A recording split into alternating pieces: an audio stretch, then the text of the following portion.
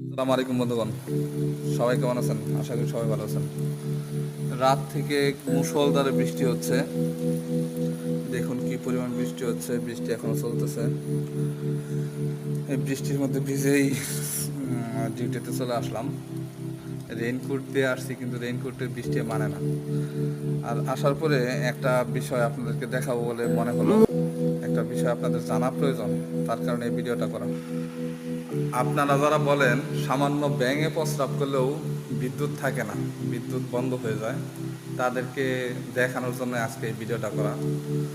আজকে কি পরিমাণ বৃষ্টি হইতেছে এটার কি বলার কোনো অপেক্ষা রাখে না, সবাই জানেন।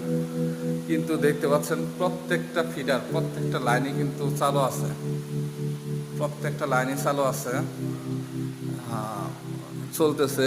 এটা হচ্ছে 1 number feeder, 2 number feeder, 3 number feeder, এইদিকে এই যে এটা 4 number feeder 40, 5E feeder, 6F feeder, সবগুলা ফিডার চালু আছে।